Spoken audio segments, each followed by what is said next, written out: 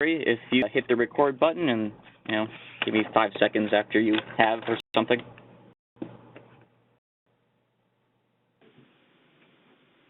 We're recording. All right, great. Okay, thank you everyone for joining today's webinar. This is the EHR Innovations for Improving Hypertension Challenge webinar, in which we are hosting the winners and talking a little bit about phase 2 and what's to come. Next slide, please. I don't want to take up too much time before we get into our content, but my name is Adam Wong. I am the Prize Challenge Manager at ONC, the Office of the National Coordinator for Health IT. And joining me today are Hillary Wall from CDC, Million Hearts, here to talk about their blood pressure protocols. Then we'll get to our 2 winners, Holly Dahlman and her team at Green Spring Valley Medicine, Green Spring Internal Medicine, and the team at Vibrant Health Family Clinics, Christopher Tastian, Mary Bowles, and Roseanne Matzik. So what we're going to do is have them each present on the winning submissions and processes that they developed internally. After each one, we're going to host a Q&A, and so please enter your questions in the chat box or the Q&A box at the bottom right of your screen, and they're going to take questions. And then after each of them are finished, we'll move on to a quick discussion about phase 2 and what is entailed there. This webinar is being recorded and will be posted on the challenge website, where you can find all the details about the challenge, both phases 1 and 2. We will be hosting the webinar there, and that is where you'll also be able to download each winner's participant materials that can be used for phase 2. So without further ado, I'm going to pass it over to Hillary. Thanks so much, Adam. So everyone, this is Hillary Wall. I'm the Million Hearts Science Lead, as Adam said, at the Centers for Disease Control and Prevention. And I just want to talk for a minute about cardiovascular disease. We've seen a gradual decline in mortality from cardiovascular disease over the last 40 years, but it still remains the nation's leading cause of death for men and women of all races and ethnicities. And every year in the U.S., more than 1.5 million people will have a heart attack or stroke, and 800,000 of them will die. It's the leading cause of preventable death in people under the age of 65. And so back in 2012, to address the burden of cardiovascular disease in our country, the U.S. Department of Health and Human Services launched Million Hearts. And Million Hearts is being co-led by my agency, CDC, and the Centers for Medicare and Medicaid Services, CMS, but many federal agencies like ONC are invaluable partners as well. And so the overall goal of our initiative is to prevent 1 million heart attacks and strokes by 2017. And as you can see from this slide, we have a 2-pronged approach to achieving our audacious goal. We know that we need to keep healthy people healthy by changing the environments in which we work and live. That includes reducing smoking prevalence in communities through smoke-free laws, as well as reducing the sodium and eliminating the artificial trans fat from our food supply. But we also need to improve health care for those who need it, and we can do this most impactfully through 3 strategies. First, by focusing on the ABCs: aspirin for those who need it, blood pressure control, cholesterol management, and smoking assessment and treatment. Second, through harnessing the power of health information technology, like thoughtful clinical decision support tools to improve health outcomes. And third, by encouraging care innovations like team-based care and self-measured blood pressure monitoring with clinical support. And we've determined that blood pressure control is the most impactful strategy for reaching our goal of preventing 1 million heart attacks and strokes. So we've been busy mobilizing the nation on this issue. And the ONC EHR Innovations for Improving Hypertension Control Challenge that we're here to talk about today is a terrific opportunity to address all 3 aspects of improving care for cardiovascular disease prevention. Slide. Let's be clear, and I don't mean to glaze over this, hypertension control is complicated. It relies on commitment from both the clinician and the patient, and there are many choices to be made about type, number, and dosage of medications, when to up-titrate or add additional medications, and what the optimum follow-up time is. There's also the complicated issues of white coat and resistant hypertension. But despite its complications, we know one thing for certain, that improved blood pressure control equals fewer heart attacks and strokes. Slide. We believe that one of the answers to relieving some of the complexity for hypertension control is adopting a standardized hypertension treatment protocol. Protocols are called all different things, care algorithms, care pathways, care plans, whatever you call it, it's a standardized approach to blood pressure treatment. And we've seen a number of healthcare systems and practices adopt standardized protocols and see great improvements in blood pressure control, likely because protocols support evidence-based medicine and enable all members of care teams to play an integral role in caring for patients with hypertension. For me, the challenging part is figuring out how best to integrate treatment protocols into electronic health records so that care is optimized and streamlined throughout the workflow while trying to minimize the burden on clinicians. And we are absolutely thrilled to have the 2 Phase 1 Challenge winners tell us today how they've been able to do some of this kind of work. And I'll be honest, I've seen a sneak peek, and I can tell you they've got some fantastic tools to showcase. So I'm really excited. Next slide. I will just quickly mention that for anyone interested, on the Million Hearts website, we've listed some evidence-based protocols that have been successfully integrated into health systems like Kaiser Permanente and the VA. Now, they don't have the electronic component to them, but you still might find them to be helpful resources to you for Phase 2 of the EHR Innovations for Hypertension Control Challenge. And with that, I'll turn it back over to Adam to introduce our Phase 1 winners. Okay, thank you very much, Hillary.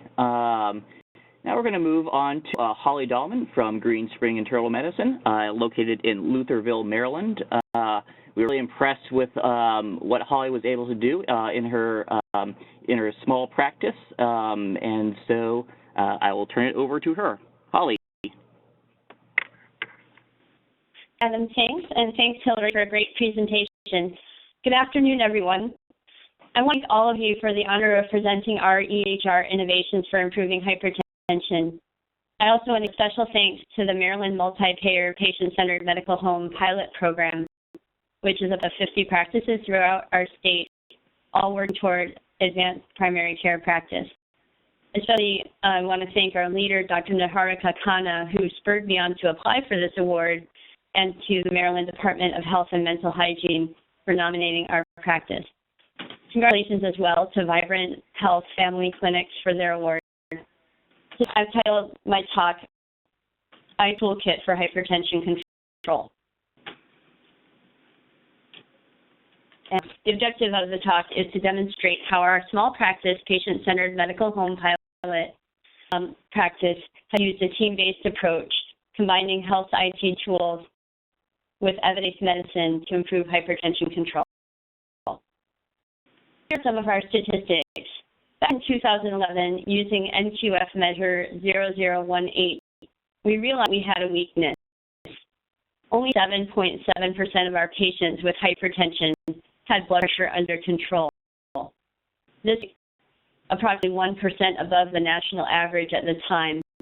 So we really needed to do something. We poured a little bit of effort into our processes and our protocols, and by 2012, that blood pressure control had improved to 66%, and then in 2013, a little over 80%, which was seen last year in numbers that are still being finalized. It's made up of one physician, that's me. We have a nurse practitioner who serves in one-third of her full-time capacity as a care manager. We have 3 certified medical assistants and 1 medical office assistant. We have approximately 2,700 patients in the past 3 years. Most of our patients have more than a high school education, but do come from diverse cultural and economic backgrounds. The practice model I mentioned is the patient-centered medical home, and we have been a level 3 NQA recognized medical home since 2011, and that was the same year that we joined the MMPP pilot. We have a team-based approach, and our vision is to equip, empower, and engage our patients in their own health care. Our step hypertension control can be summed up in what I call the 3 R's. The R's we use to reduce the pressure when it's too high. First of all, we use our registries, and we use the registry tool within eClinicalWorks to identify patients with hypertension who have not been seen within the past 12 months. or a case who had blood pressure that was uncontrolled at their last visit. Our patients' resources, and many of them are online. We have the DASH diet linked on our practice website, and we also have other resources that are empowered by our information technology. And the third thing is we go over our patients' home blood pressure readings. We believe that recording, reporting, and reviewing blood pressure readings helps patients to control their blood pressure. So the use of our registries involve a quarterly process where we go into eClinicalWorks' registry feature, and we do two registries. One of them is to identify patients who have not been in the last year who have the hypertension diagnosis. And the registry is to find the patients whose blood pressure was greater than 140 over greater than 90 at their last visit. And we call those patients into the practice. We use a telephone to call them in or send them a web message through our patient portal. We also have an automated calling system called vMessenger. The features of our registry, and you can see that there are various categories that we can use for our search. We have encounters, which allows us to look for a certain date range and run our registry on the basis of the last visit date. We can also run registry according to ICD and CPT codes, and there's even a section for medication. Once the patient in the office, we check their vital signs, and you can see here on this slide that there are red letters under both blood pressure checks. In fact, body mass index on this page is also listed in red letters. And what the red letters in our vital section mean is that the patient has readings that are out of range. We have protocols in our practice to improve hypertension control as well. First, we perform medication reconciliation at each and every visit. We use the browse section in our electronic health record to quickly pull down detailed information on the DASH diet action plan, and also self-monitoring instructions. And since we opened in 2006, all of our patients receive a copy of their entire note at the end of their visit, so that they will receive all these instructions in writing and can review them at their leisure. In addition, we use evidence-based prescription favorites feature within our electronic health record. Slide, which shows the neat features of our medication reconciliation. And here you can see their little checkbox where we can check off that we verified the prescriptions. And there are some features here. The little blue boxes are to designate whether the patient is taking, or has discontinued taking their medications. And there's also an unknown box check off if we're not sure. There's a little note section which we can use to describe the reason why the patient might not be taking their medication. For example, if the patient stopped taking lisinopril due to a dry cough. Here is a picture of Shannon, who oftentimes does medication reconciliations using an iPad feature within our electronic medical record. We use a browse section in our electronic record to populate standard instructions that we are frequently giving. So here's an example of instructions that we have given the patient on the DASH diet action plan, and also on the use of their home blood pressure monitor.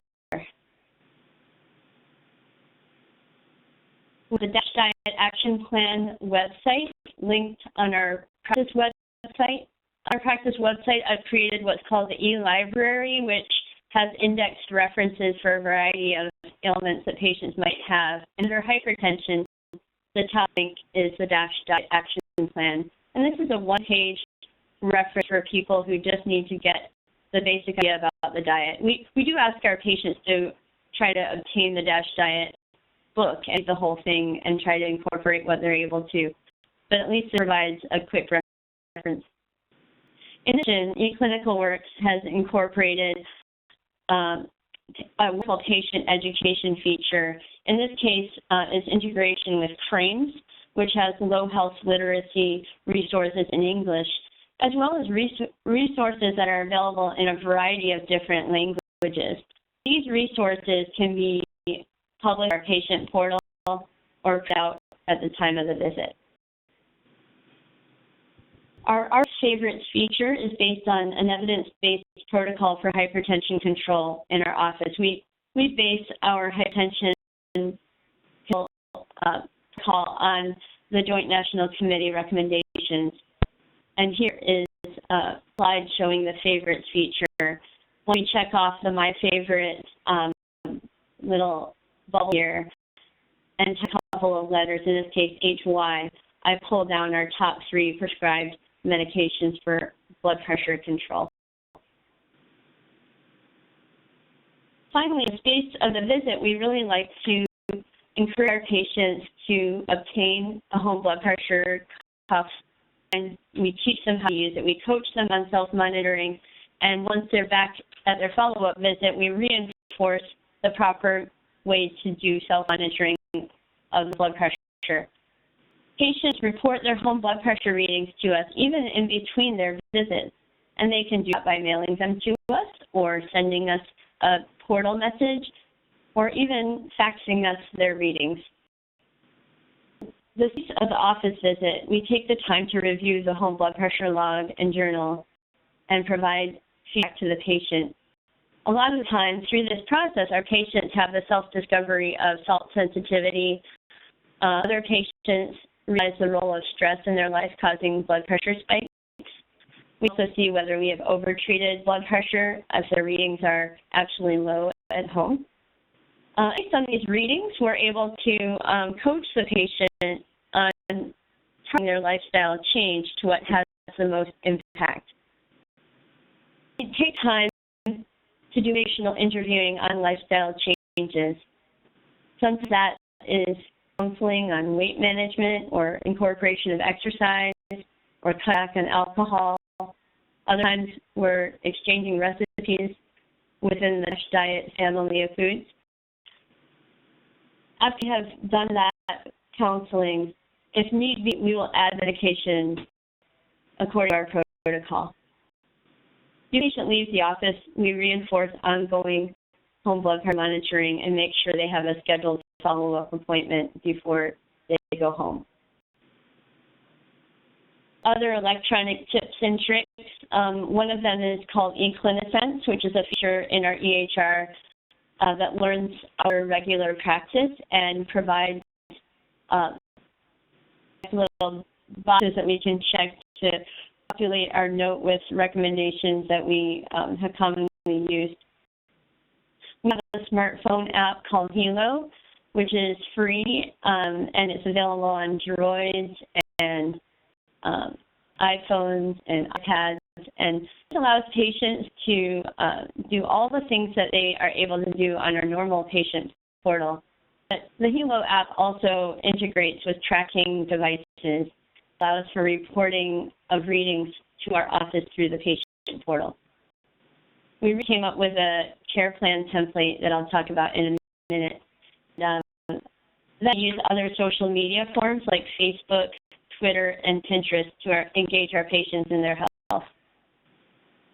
An example of our Facebook page, and a couple of weeks ago I posted an article on the benefits of the DASH diet, which happens to be especially effective in African American patients, and so we wanted to make this available to our patients so that they can read the same articles that we're reading in language. In addition to our electronic protocols is the use of our care plan template. And here is the author of the care plan template, who is the practitioner serving as our care manager. And she worked together with our consultants to design a care plan template that satisfies all the criteria of the new Medicare Chronic Care Management Code. And this involves phone calls to patients who are high risk to do barriers assessments and help people with their management. So we're really excited about this new automated feature. We have used the 3 R's, histories, resources, and reporting, to improve hypertension control at our practice. In so doing, we are using population tools, we are using resources, and we're using self-management and efficacy tools to power our patients for better hypertension control. Thanks for the opportunity to bring you guys this exciting development from our practice. I'd like to acknowledge a large number of people from various organizations who have really contributed to our success. Thanks. Back to you for questions. Great. Thanks a lot, Holly. That was terrific. Actually, if we go back to the last slide. All right, Jennifer, do we have any questions queued up? No questions have come in. Okay. We'll give people a minute to send in questions if they have them. And if things aren't coming to people at the moment, that we can tell them later on in the webinar. I have a question for you, Holly. How are you using Pinterest? And how have your patients responded to that? Yeah, so I'm trying to get more of our patients to engage in social media. So how I'm using it is to actually post photographs of really healthy food and to post ideas for growing food. We live in the Baltimore area here, and we have a very lush spring, summer, and fall, and our area is really great for growing fresh fruits, vegetables, and herbs. So I'll post photos of grow ideas or cooking ideas. Very inspired by the Healthy Kitchens, Healthy Lives conference last year out in Napa Valley that Harvard School of Public Health puts on with the Culinary Institute in America. And a lot of great ideas came out of that conference. But one of the funny points that was made was that there's so much food marketing out there that's marketing unhealthy food. So why not market really healthy food? So I'm using Pinterest to market healthy food and healthy ideas. We got a question in. This person is interested in the care plan format and who initiates the care plan and at what point in the process is it initiated? Also, are the MDs actively involved? That's such an excellent question. So the use of care plans has really evolved over the years. In our pilot program, Medicare wasn't even a participant in our MMPP pilot, but just in 2014, just this month, actually, Medicare has incorporated a chronic care management code where they will actually pay practices up to, I think, $42 a month to call patients and assist with coordination of their health care or try to intervene in patients who have declining health due to multiple chronic conditions. And patients need to have at least 2 chronic conditions to qualify for that code. We are just beginning a protocol, and first we're going to be reaching out to our high-risk patients. And the trick of the Medicare Chronic Care Management Code is that you actually have to obtain written consent for the service. So we are going to try to use the office visit to identify some of our patients who are at high risk and sign them up at the time of the visit. The other trick of the Medicare Chronic Care Management Code is that you have to actually collect an $8.52 copay, which is the patient's responsibility for the visit. So those are kind of the obstacles, but we just created an information page that's kind of like an advanced beneficiary notice, and that has all the information about what the chronic care management call is all about, and sort of apprising patients of their responsibility payment-wise and what our responsibility in that service will be. The care plan is often carried out by people with a nursing license, although some practices use medical assistants as their care managers, and others have had physician assistants, and I know of some practices where the physician himself or herself is actually doing the care plan. I think that in terms of what makes business sense. It's probably a non-physician task. So at this point, we're planning to have our care manager conduct those care plan calls. Really good thing with some of our patients to realize that they may not be taking their medications, not because they don't like us or they don't like our recommendation or they don't like the medicine. Sometimes they're not taking the medication because they can't afford it. Or sometimes they might not be taking a medication because of a belief about the medication that stems from talking to their neighbor. So the care plan conversation allows for nurse practitioners to really identify barriers to care and work with the patient. And so it's a really great thing to do. And I think now that Medicare pays for it, there's going to be a lot more uptake. Okay, I have another question. Does your registry include patients with HTN diagnosis who have only been in for acute visit in the past year? So I would say that our registry is more blunt force. You know, it's not going to tell us who's in for an acute visit versus who was in for a physical. I actually can't. We can use the E&M code. So I mean, I can look to see who in for a V70.0 versus a 99213. So we can kind of do it that way. We haven't really chosen to differentiate between acute visits and regular checkup kind of visits because we think hypertension is something that we can address at every single visit.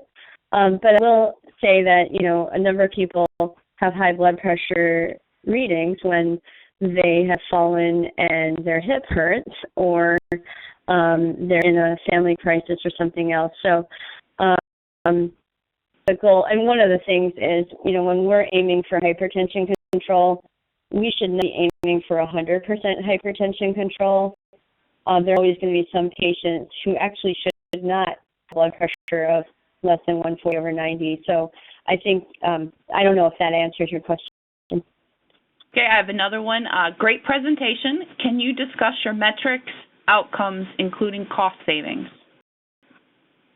Yeah, so I'm probably not fully prepared to discuss all of those matters. One of the challenges that we face is that we don't get a lot of data back from the payers as of yet. So, for example, our PMH pilot just reported data from 2013. We don't have data in back practice in such real time that we can actually really use it to modify a process. I wish it were otherwise.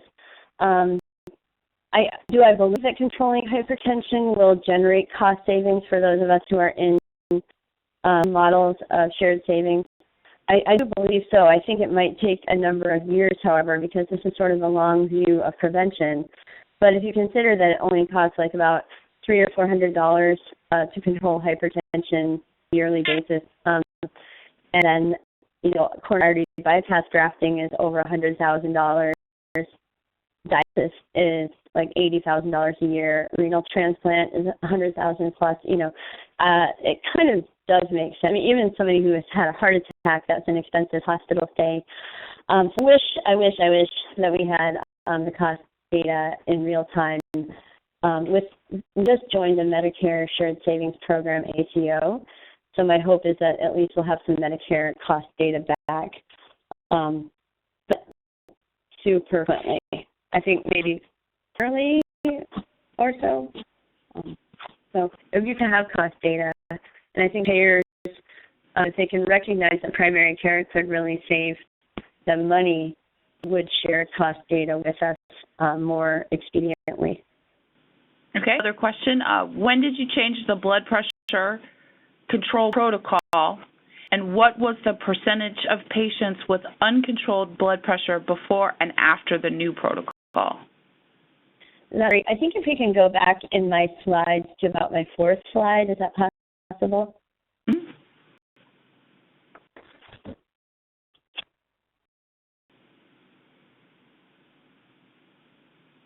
the year that we joined the PCMH pilot program was also the year we attested to meaningful use. So we were really getting our act together as far as capturing quality measures. So yeah, I think it's actually this one. One back. Sorry about that. It wasn't quite this one. So that year, 2011, we figured out how to capture hypertension control. And I think hypertension control, out of all our meaningful use measures, was the most reliable because it's a super simple data capture.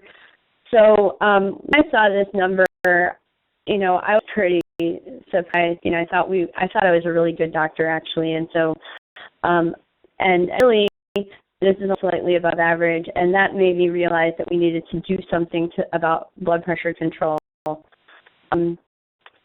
We were asked to present about our efforts toward hypertension control at the Million Hearts Symposium, but I sort of said yes, but I didn't, we hadn't really done that much, so it kind of spurred me on, honestly, toward doing something more, so that's a true confession. But what we did was that we chose 3 conditions at the beginning of our PCMH pilot program. We chose obesity, hypertension, and diabetes as our disease conditions of focus. And so we poured extra energy into those conditions. So we not only run hypertension registries, but we also run registries on obesity, and we run registries on diabetes that's not well controlled, or the diabetic patients who also haven't been seen in a year. And believe me, there's actually a lot of crossover between our list of diabetics and patients with obesity and hypertension. So a lot of those patients are on our registry calls, but we try to call them just once a quarter if we can.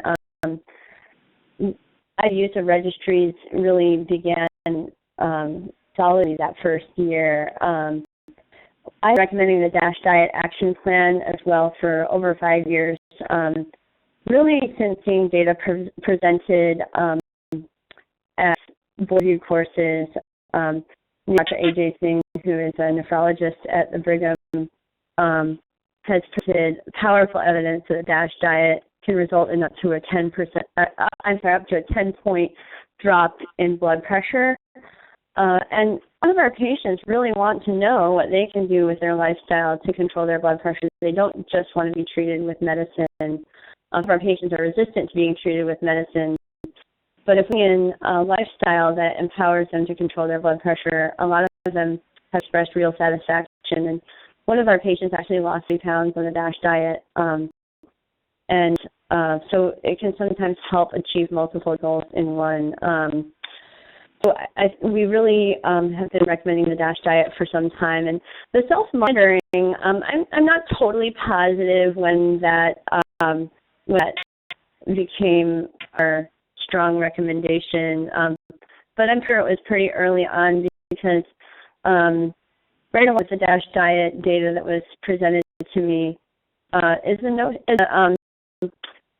is research basically that has shown that home blood pressure readings correlate more tightly with long-term hypertension outcomes than in-office blood pressure readings.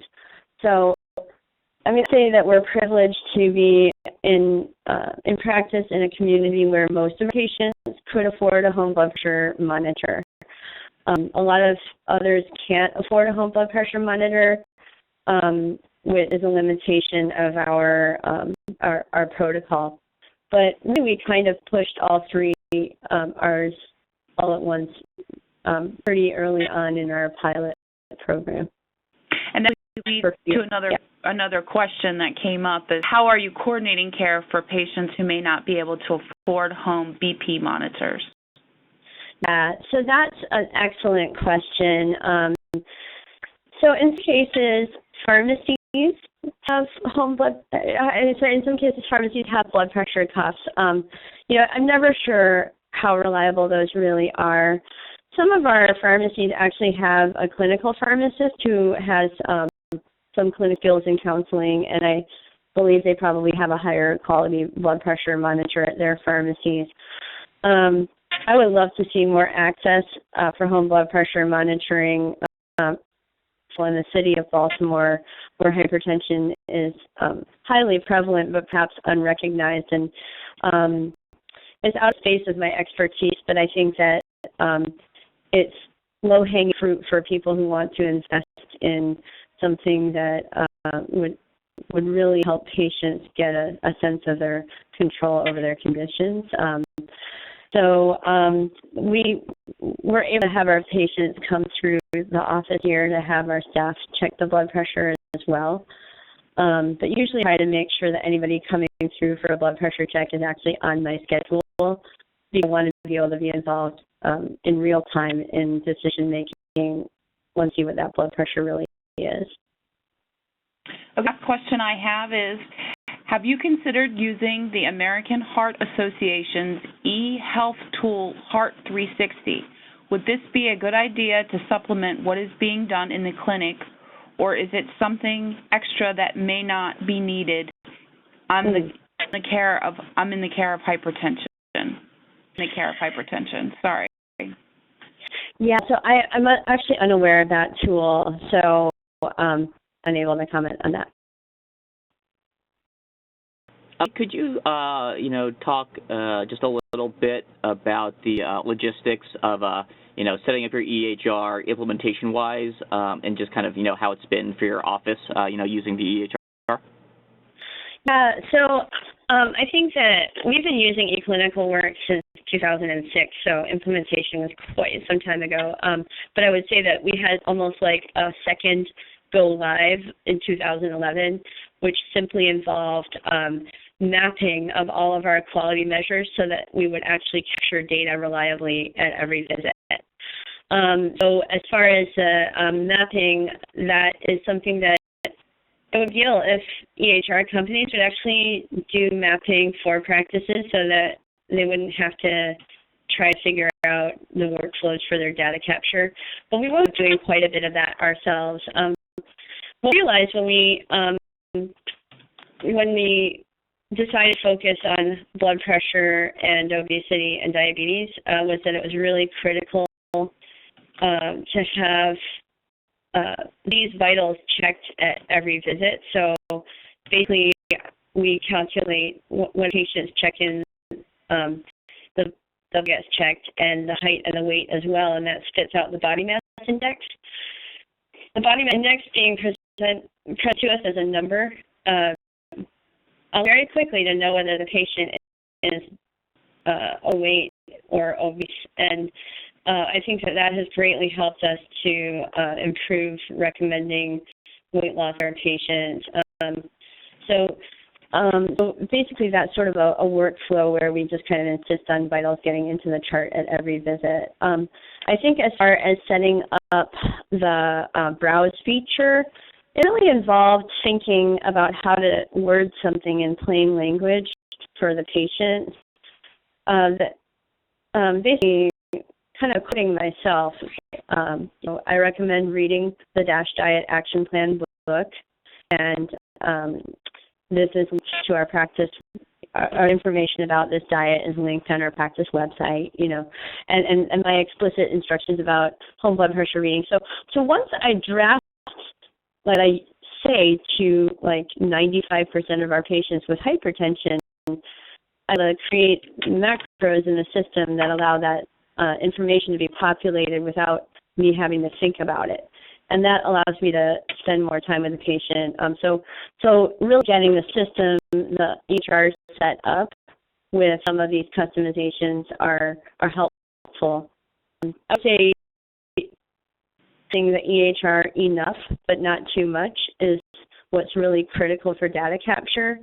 I know some practices are having a really hard time because the doctor tries to catch measurements this way and another that way, but people really need to adopt the same workflow in order to capture accurate quality metrics. And accurate quality metrics are of the essence so that doctors actually buy into them and believe in them.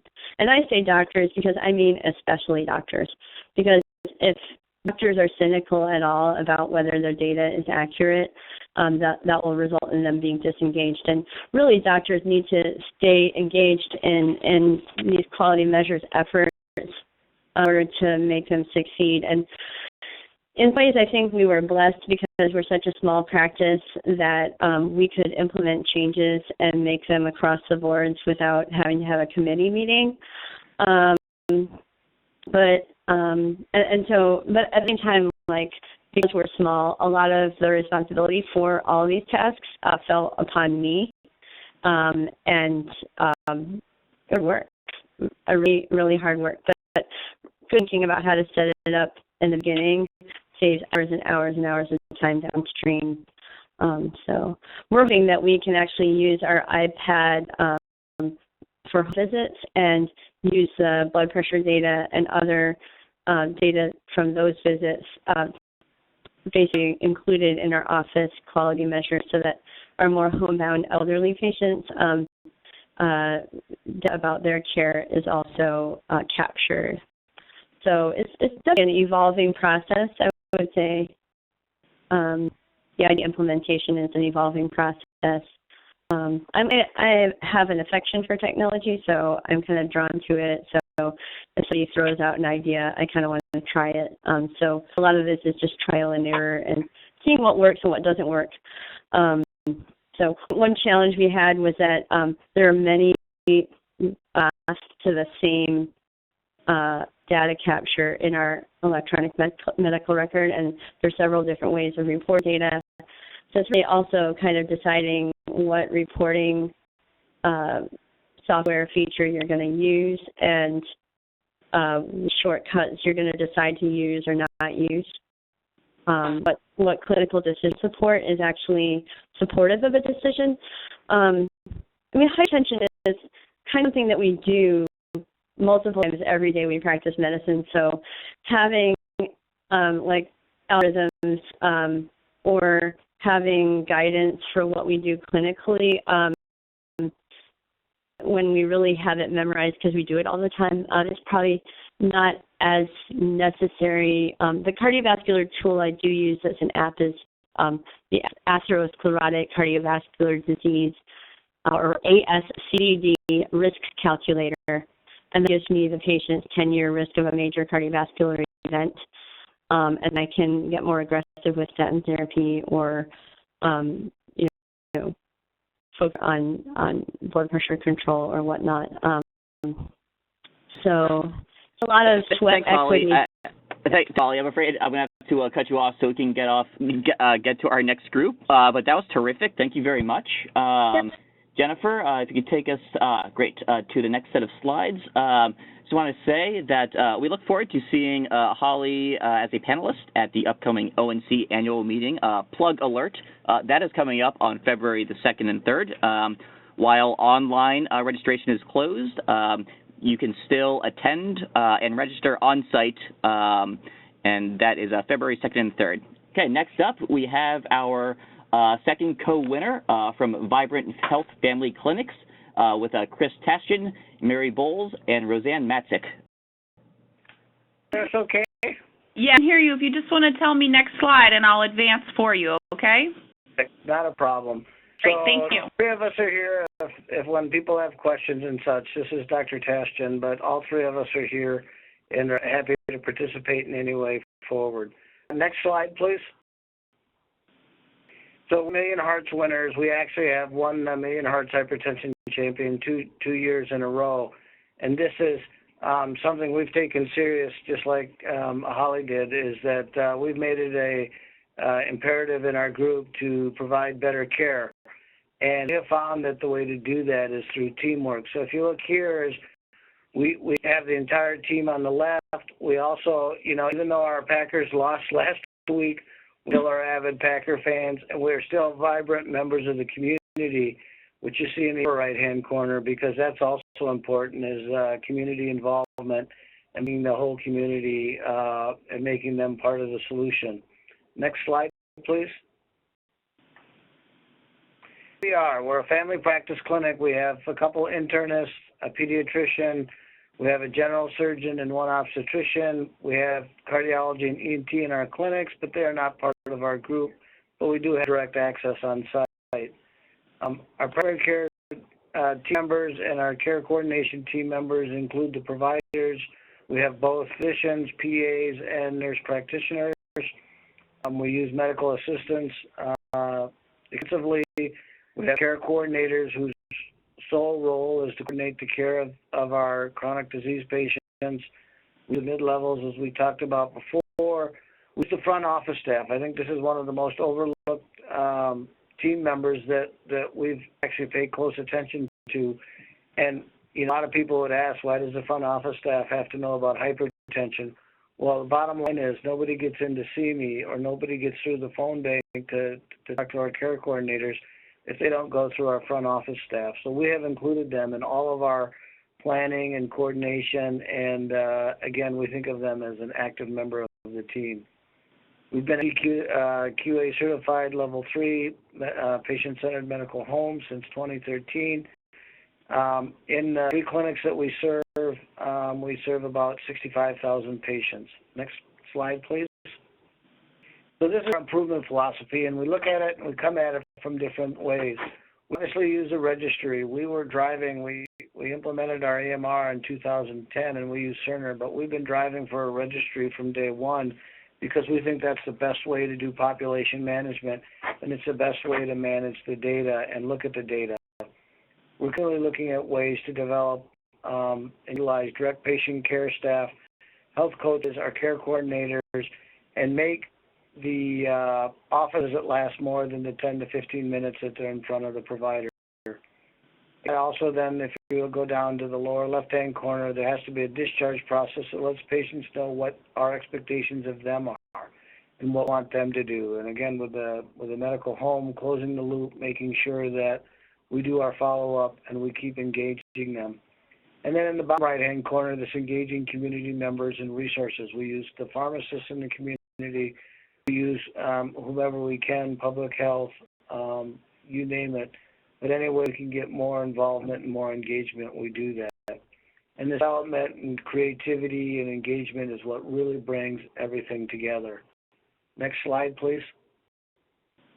Kind of complicated, but there's a couple of basic points that I wanted to go over on this slide. Patient in the center, where it's supposed to be. We talk about medicine being a team sport, and this is going to be a philosophy that we'll be talking about over and over again.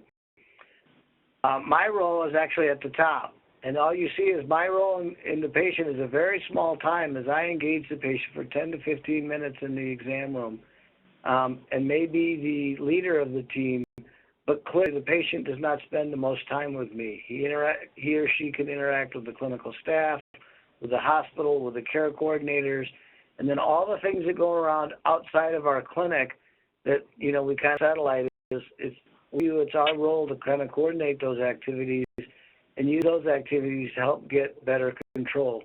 Because I think everybody on this teleconference, we really think that if we can control blood pressure, we can improve our patients' lives. It's not getting a number down. It really is about getting a blood pressure low enough that this patient doesn't have a stroke, can play with their grandchildren, doesn't suffer a heart attack, incur costs that they can no longer afford. So we're really talking about people here. And so, again, the way to do it and the way to solve something is through the use of a team. And again, I want to point out, as a physician, I'm probably the person who spends the least amount of time in direct patient care. Next slide. So also develop protocols. We have a basic philosophy. If you care enough to call, we care enough to see you, and we want to be your primary care. So we have ways, and I talked about the front staff, the front office, the top ways of getting people in and making sure that they have their appointments, they're able to get in when they need to, that they keep their appointments. And then, as I said, we close the loop. Now, you notice our appointments are 20 minutes, which for a lot of primary care, that's a long appointment. But we want to have enough time to make sure we go over everything with our patients and make sure they understand how they interact with the rest of the staff and what they can expect. The other thing we look in these appointment things, it's our expectation as anyone with a chronic disease has a return to clinic order with a specific date, 1 month, 2 months, 3 months, 6 months, a year, whatever is appropriate, so that patient leaves. Everybody knows what that physician or provider wants when they want to see them back, and it gives them a timeline and sets the timeline up and makes it very clear and very objective so people can plan accordingly. Next slide, please. So bracket, of course, we use in the upper left-hand corner, as I said, we use Cerner, we use their ASP version, which means that the actual EMR is in Kansas City. That's been quite beneficial to us because our colleagues in Maryland, we're a small clinic. We can't afford huge IT staff. So having it there has been real helpful. You can see it'll flag blood pressures that are elevated. It'll compare the last 3 blood pressures every time we open the chart so we can look at it. Excuse me. You can see that BMI's on there, height and weight, temperature, heart rate. So those are all things that are readily made. We did nothing to do this. This was just part of out of the box in the EMR, and again, very helpful, very useful. In the right-hand corner, you can see what our team did. I'd like to have even any input into this, but to be honest with you, our team did this themselves, and this is probably the 3rd or 4th iteration of this, where they do a pre-visit screening and planning.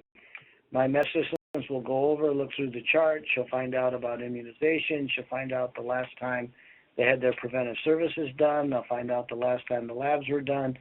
And all of that will be run through a protocol so that when I see the patient, it's already prioritized. What are the things that I'm going to need to do to make sure that this patient is up to date?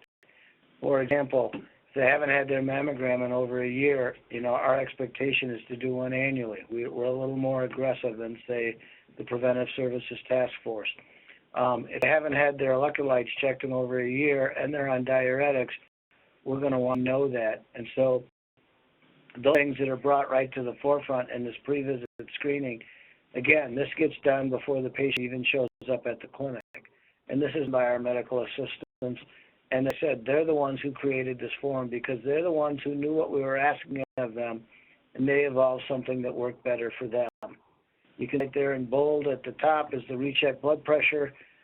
Know that there are times in the visit that oftentimes we will check the blood pressure twice because the real blood pressure when they first sit down and they haven't had a chance to collect their thoughts, that is the patient, that it's either the medical assistant or the provider's responsibility to recheck it if it's elevated to find out is it truly an elevated blood pressure. Next, please.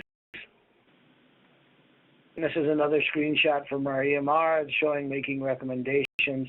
Again, helps our medical assistants to decide what services are needed, what are essential, and also helps in our reminder process.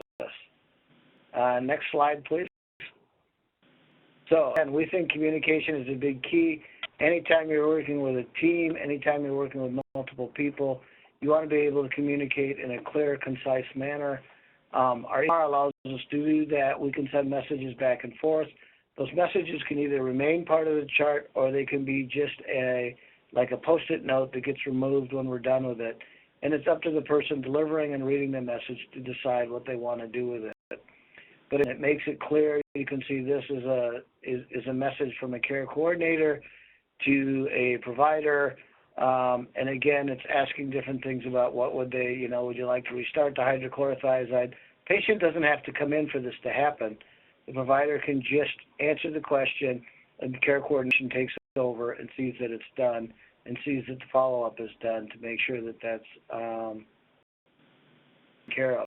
At the bottom, it's more about a reminder process. I told you a little bit about how we set up return to clinic functions. We use part of our EMR that I don't know was truly designed for that way, but we actually use it for a tickler file so that if I ask as a provider, does this patient come back in 6 months, and they don't, somebody actually looks through that 6 months later and says, gee, he wanted to see this patient. They're not on the schedule. Let's call them up and see what's the problem or what's the hang up. And so what we found is that we catch a lot more people that we used to fall through the cracks. Slide, please. Okay, this is interesting. We went to low-tech, and actually we started with low-tech first. And so what we're seeing here on the left-hand side is a simple little red sticker or magnet that shows recheck blood pressure. And what that is when my medical assistant checks the blood pressure of my patient when they enter the room, if it's elevated, if it's above 140 over 90, just red magnet either on the door or she clips it to the inbox, and it reminds me when I go in, no matter what I'm seeing that patient for, I either need to recheck the blood pressure or address it or do something with it, but ignoring it really isn't an option, and it brings it to the forefront. You know, the piece of paper probably costs $0.25 to make. It's one of the cheapest things you can do and had a big impact. If you notice in the right-hand side, there's a little green piece of paper that says blood pressure check. And again, this is going to be another recurrent theme. Our staff changed it. They said, you know, while this red magnet works, we think we have a better idea. And so they came up with a pad of paper with this blood pressure check. Has a little more information on it. They stick it in my keyboard and my EMR. So when sitting in my keyboard, I physically cannot ignore it as a provider. It's sitting there, and I can't, oh, sorry, I missed it, or I was in a hurry, or I rushed by it, and I didn't look at it. And so it really is one-step improvement. But again, it's a step improvement that I had nothing to do with.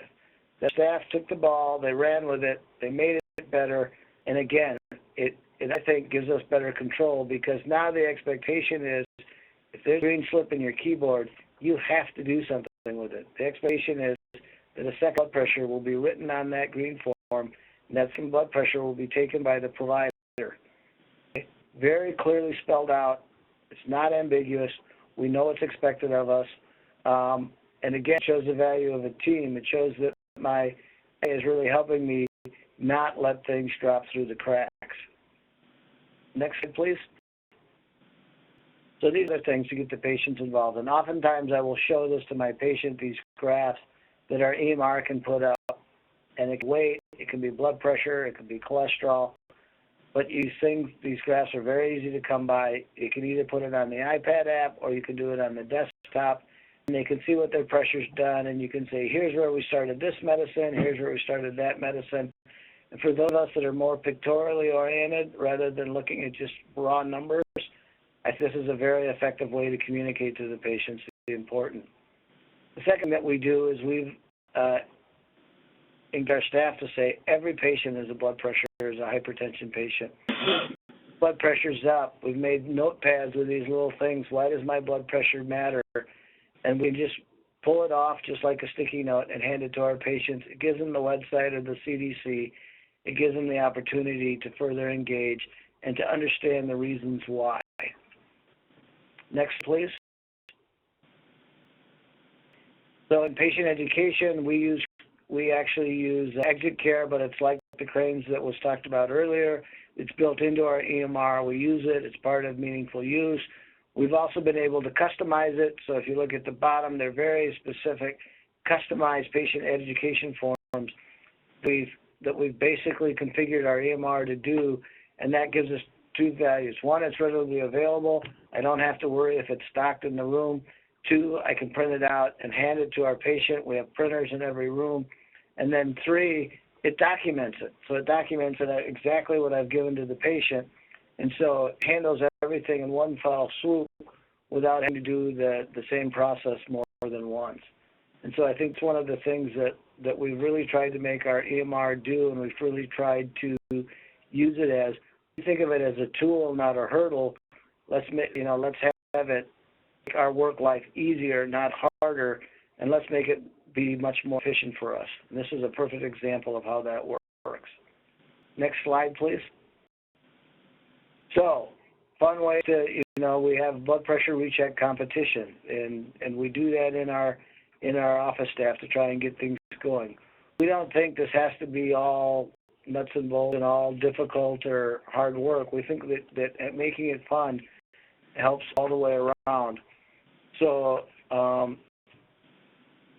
coordinators, again, keep track of all the medical assistants, and when they redocument, and when you redocument it, and those slips, they can end up in this pile, and somebody will win something. Again, very simple, but very motivational. And again, it incorporates that activity that we are a team. this doesn't happen by itself. It's not because of one person or another person. It's because of all of us. And that really, I think, goes a long ways. Next slide, please. So we use titration methods, and we have algorithms that we've established. We got together as a medical group, and the physicians all agreed that this is a reasonable algorithm to give to our care coordinators to work off of. As you earlier, they have the ability, if they're not comfortable with using the algorithm, they can shoot a message to the provider. But we don't wait for the provider to say, okay, now you move from plan A to plan B. Is that we've given our care coordinators the ability to say and work at the limit of their license to say, okay, you're not where we want you to be. The plan is to do this. We will do this and then have you follow up with the provider. So the provider's engaged and the physicians are engaged, but they're not the stumbling block. They're not the reason that things don't get done. And again, every one of our providers has agreed to this protocol. And therefore it's helpful, and it gives our care coordinators some leeway to really improve the care of our patients. Next slide, please. Okay, so then again, reporting and registries. We did not have registries when we got our EMR, and again, they didn't really understand why we needed them. We made it really clear why we needed them. So what we do is we use a report writer in our EMR, and we export all our data to Excel. And we wrote an Excel spreadsheet that had all of the parameters that we wanted. So if you notice, everything in yellow is out of parameter. Let Excel do that rather than having to do that manually. So what it does is it focuses and gives us a list of our patients and really lasers in and targets the people that we need to work on and the people that we need to help. And if you notice across the top, we're looking at systolic, diastolic, hemoglobin A1Cs, LDLs, aspirin use, tobacco use. You know, there's no reason why the computer can't keep track of all of that and spit that out on one sheet of paper. Working that one sheet of paper, I will sit down with my care coordinator, my medical assistant, and myself every month, and we'll go over the patients we've seen in the last 40 days that are out of parameters. So this way, and again, we used to do it every month. We used to switch between diabetes, then hypertension, then disease. Our staff decided it would be better to say, rather than doing that and waiting 3 months in between we may see another patient, let's just go after every patient we've seen in the last 40 days that's not parameters, and let's keep it fresh and let's keep it in front of us. Again, another example where the team takes the ball and says, I have a better way of doing this. You know, let's do it this way. And again, we found it to be very successful. In the bottom, you see the averages. So again, we see the averages in our diabetic, and every provider gets this. And every month to go over when they go over the care coordinators, and they can see how many patients they have with the various chronic diseases and what the control rates are. Next slide, please. And our care coordinators create a plan. And like our colleagues in Maryland, we also plan on submitting for care coordination through Medicare. And the plan has to be there. It has to be written out. It has to be available to everybody. But the plan is there, and it's in a place where we can talk about it and people can reach it, so that if there's a question of what do we do with this patient, there's a direction and a plan to go. And again, you can see it's organized by patient, by provider, and then our patient goals and what self-management. Slide, please. Measuring success, staying connected with the data. As you can see, we really work our EMR hard. Our whole expectation is prior to 2010, we did all this manually. At best, we could do this once a year or twice a year if we really hustled. Where now we can do it on a monthly basis, and we have far more data to work with. So we take data, we look at it monthly, we report it annually to the outside and to the, it gets published on the web through Minnesota Community Measurement. We also share it with the health plans, and we share it with our patient. Our patients have access to it through these various websites if they're they're so inclined. Next slide, please. The thing we are is we're transparent, and we've been this way pretty much from the start. So if you look on the upper left-hand graph, basically what you're seeing is those are all the providers in our clinic across the bottom and the N number.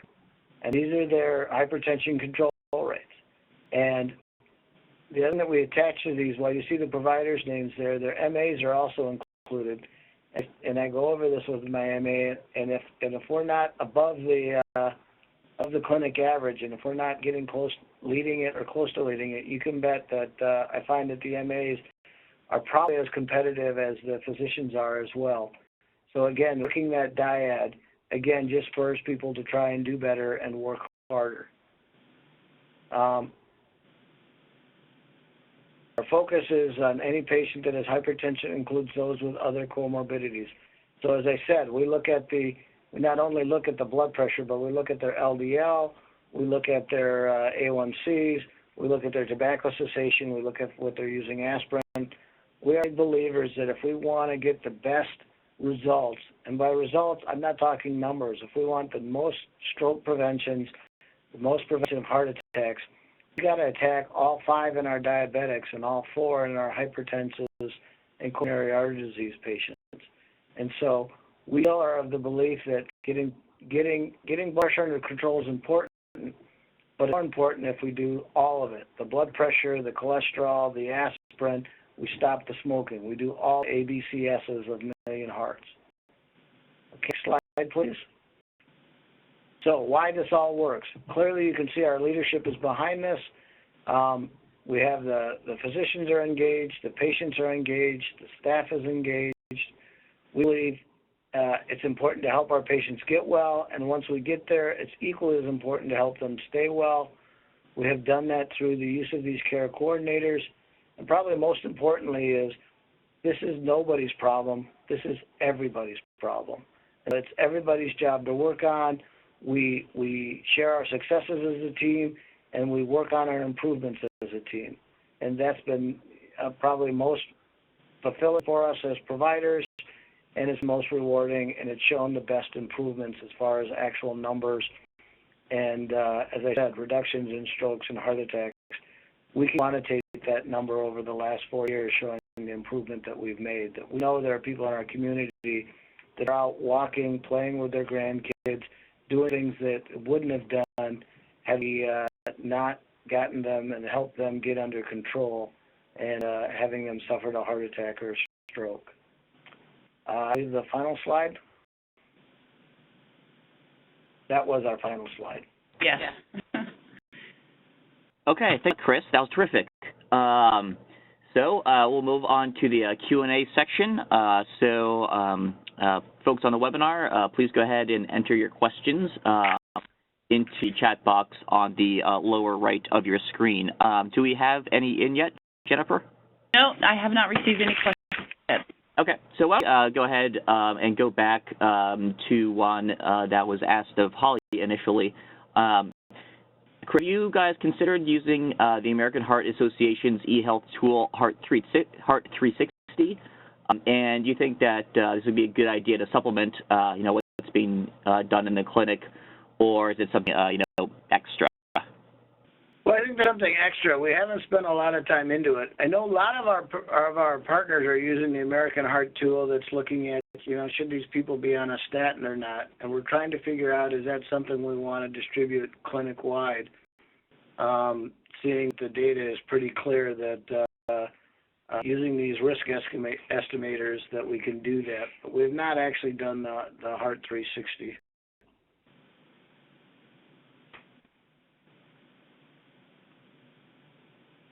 It's something we'll be looking into, though, after this.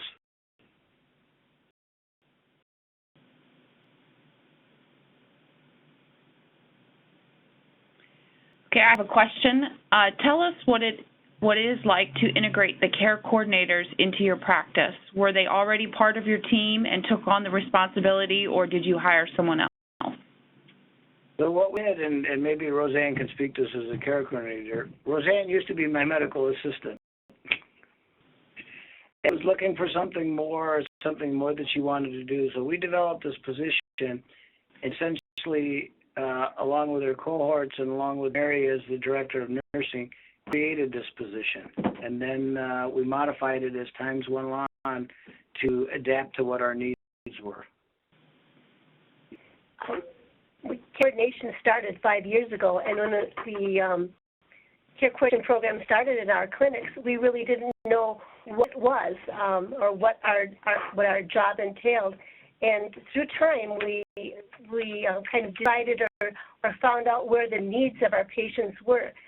Right now, we're doing hospital discharges. We found out patients coming into the clinic that they had no idea what medication changes were made at the time of discharge. So that was a very important part of care coordination that we started. We've also started not only calling patients and saying you're overdue for visits, we're also diving into why they're overdue for why they're not taking care of their medications. And we're helping them find resources for medicine, resources for outside care, just as simple as finding volunteer activities for a patient who is socially inept. We've helped patients just find transportation to the clinic. So we discovered through time that our patients, just the time that they're spending in the clinic, isn't really what's going to keep them healthy. We have some wonderful success stories of keeping patients on the edge, healthy and alive for far more years than we thought they would be. This is Mary. We also historically, we took medical assistants that had been with our clinic for quite some time and were very knowledgeable with all of our processes, as they really needed to know what was happening all throughout our clinic. And then we participated with one of our third-party payers in a research project related to cardiac disease, and that was focused around adding an RN to the care coordination team. So we did go through a 3-year process and hired an RN on a temporary basis through this research grant, and we then went to clinics and developed the medication titration process and protocols.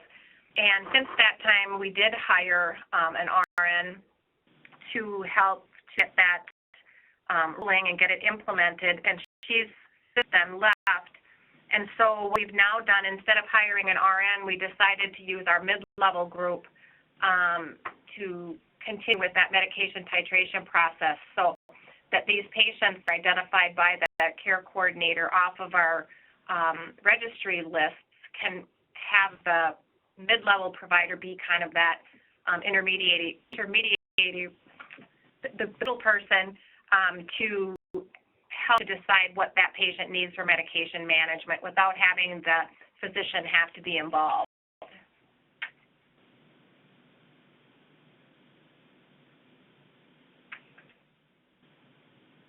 That's all the questions I have at this time.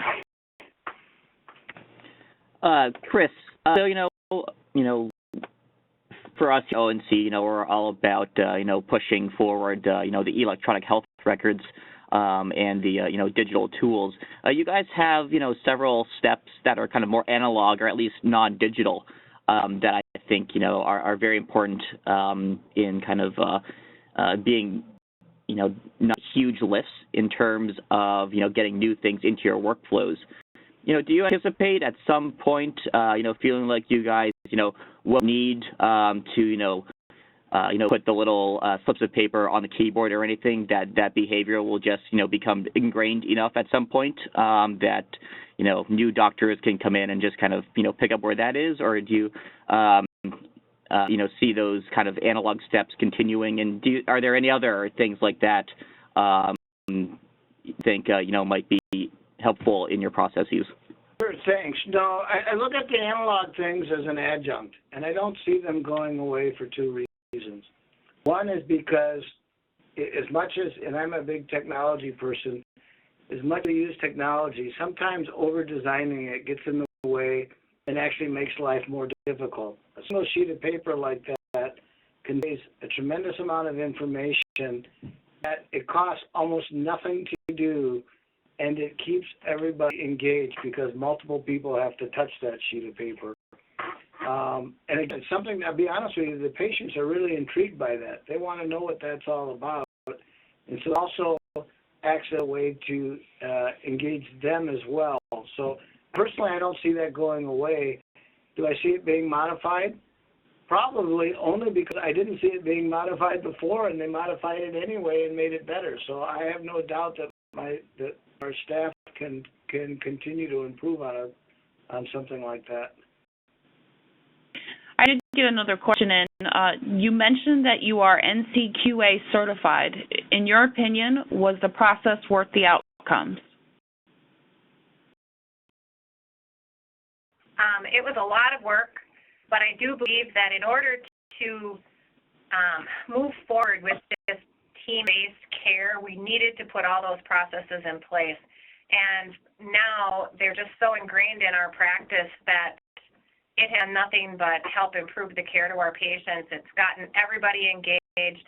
Because when we went through the process, you have to engage everyone in your facility as part of the team. And I think really helping everybody, like the front office or the schedulers, really feel like they are valued and that they have a part on the team really came to focus when we worked on that project. It also helped us to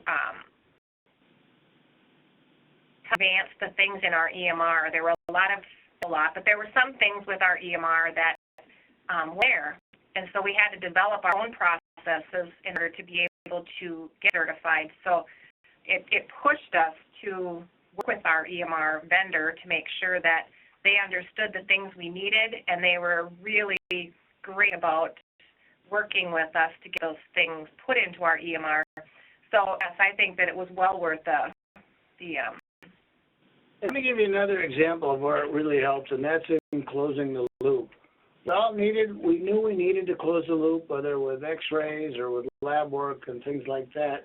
Never occurred to me that we needed to close the loop with our referrals to our specialists and making sure that they got done and the information got back and things like that. But I think what it did is it allowed us to get much more organized and much more systematic approach so that, again, fewer bad outcomes drop through the cracks.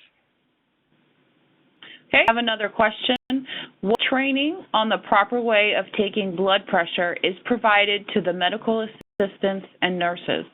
My sense is that there is variability in the reading unless BP training is institutionalized in a practice. Yeah, we had to move forward with this.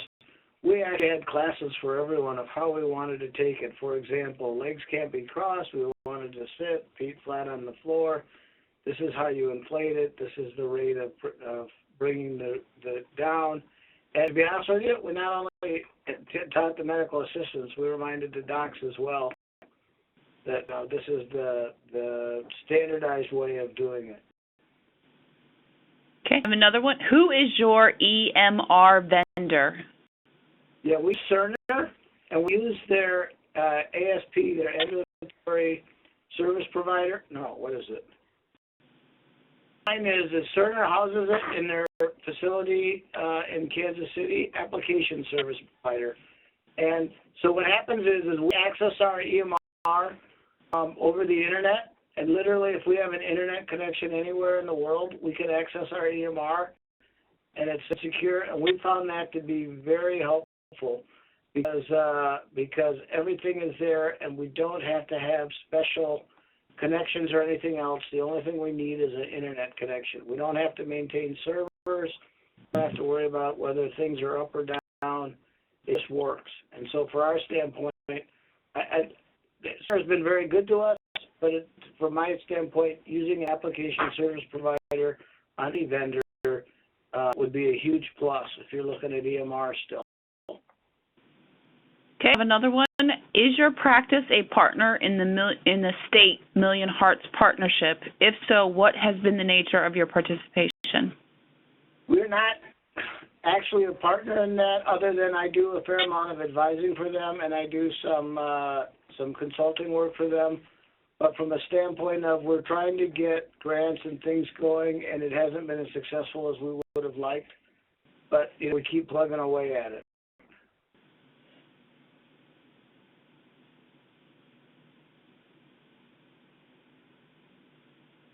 I have for right now. I want to reiterate, and this will be about the third or fourth time, so you know how important this is to me. Million is really great, but it's great because of what it does, is that it truly does prevent heart attacks and strokes. And that's what we have to on this, and no matter what we do, that's where the focus has to lead. It can't lead to number. I mean, you can look at numbers and you can look at ways to convey it, but in the end, what we're looking at is reducing heart attacks and strokes in real lives, people that we live with, people that we see at the grocery store, people that we work with, people in our community. And to me, that's the most compelling reason to be doing this. Great, a lot, Chris, and Mary and Roseanne. Some great questions in today, and we're going to take these last few minutes to talk about phase 2 of the challenge. So, Jennifer, if you could move on to the next slide, please. So, just to kind of reorient, our original goals for the challenge were to, accelerate improvement on the Million Hearts blood pressure control goals, reward innovations in health IT enabled quality improvement, to promote evidence-based treatment protocols using CDS, leverage clinicians' expertise and recognize real-world successes to reward scalable decision support tools that are used effectively across many clinical practices. And I think it's really these last few that we're focusing on for phase 2. So next slide, please. So what we want to do, or what we want to accomplish with phase 2, and what we're looking for, external organizations to do, is to spread these 2 phase 1 winning interventions to as many practices as possible, and to demonstrate success in that. The submissions for phase 2 need to include the CDS intervention details. So not just which of these 2 were utilized, but also any changes to them that were used. The results from any new practices in which they were implemented. So this is not just demonstrating the actual improvements in blood pressure control, but we also want to know how many practices they were implemented in, or that have demonstrated a commitment to implementing them. Finally, of course, to learn more, we want to know about your actual spread strategy.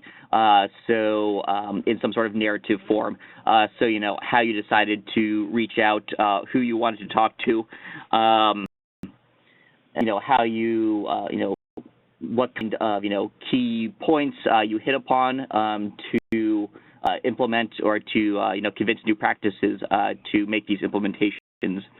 And note that by CDS, we mean that, at a large scale. Registries, reminders, and protocols are included. The challenge website is there on the screen. We will be awarding one final winner of a $30,000 prize. Next slide, please. Review criteria naturally kind of stem from those submission aspects that I just detailed. So the number of practices in which the interventions were implemented, or it is underway, or the number of practices that have expressed interest in doing the implementation. Demonstrated blood pressure control improvements, and if that is not quite available yet, then any sort of leading indicator that might lead one to believe that blood pressure will be improving. Want to know about the comprehensiveness, or we'll be reviewing based on the comprehensiveness and innovation in supporting the blood pressure protocols with CDS tools. And again, lastly, the capacity for the implementation spreading strategy to be scaled and used outside of the challenge on a further basis. Next slide, please. So we have a roughly 9-month-long submission period that will end on October 23rd of this year. We will then be announcing the winners in November or December. Again, the grand prize is $30,000, and we will be having honorable mentions depending on the types of submissions that we receive and the types of entities and practices that are targeted. And along with the $30,000 prize, you will be receiving recognition and publicity and credibility and reach. Next slide, please. Again, the challenge site URL is up there at top, along with the Million Hearts address. If you have any questions, please email them to jshapiro@capconcorp.com. We did receive a number of questions about the webinar and the slides. We will be emailing everyone with the recording of the webinar and the basic slide deck, and the slides for each of the winning submissions are available for download at the challenge site right now. We have about 2 minutes for questions. So if there are any that you have, please enter them in the chat box. Otherwise, I just want to thank again Holly and her team and the team at Vibrant Health Clinics. They've done some excellent work, and we are really excited to see how Phase 2 goes and how many new practices can utilize these fantastic blood pressure protocols and implementations.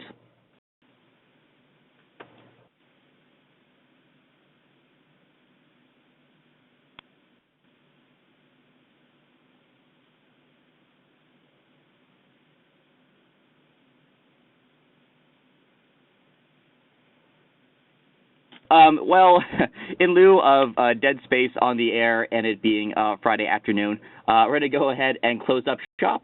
Thank you, everyone, for tuning in, and you'll be receiving the webinar recording, slides, and URLs for everything shortly. Thank you very much, and have a good day. Thank you. Thanks now. Thanks so much. Thank you.